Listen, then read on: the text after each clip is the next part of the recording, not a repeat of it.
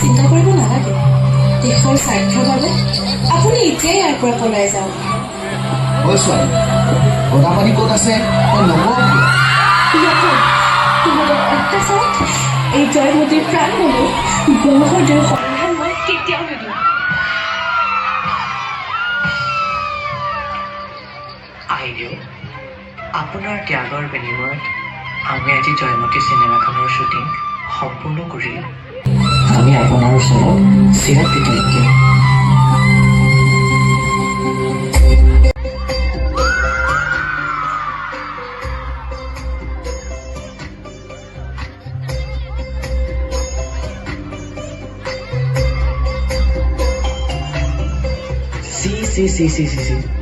এগৰাকী ছোৱালী হৈ পৰপুৰুষক বমহৰদেৱ বুলি সম্বোধন কৰি চিনেমা কৰি দেখুৱাব আহিছ। আজিৰ পৰা তই বৰ ঘৰত প্ৰৱেশ কৰিব নোৱাৰ।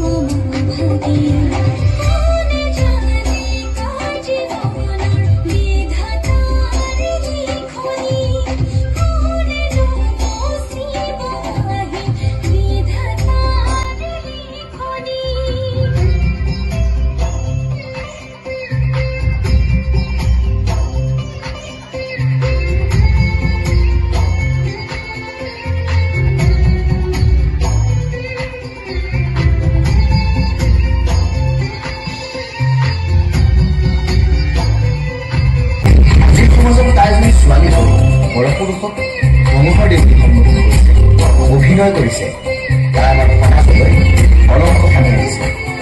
তাইক ঘাটে টানিয়ে নিষেধ কৰা হ'ব আৰু তাইক যাতে কোনেও জ্ঞান কৰায় আৰু যোন পুৰুষে তাইক বিয়া কৰাব তেওঁক আমাৰ সমাজৰ পৰা ঘূৰিয়া কৰাব।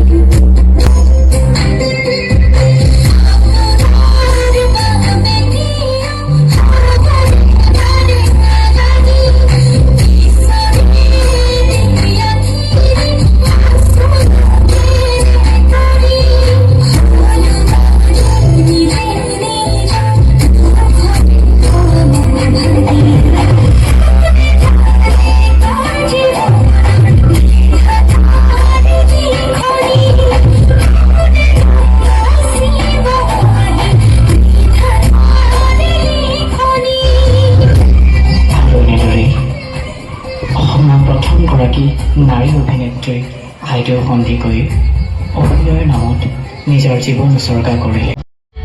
এই মহান শিল্পী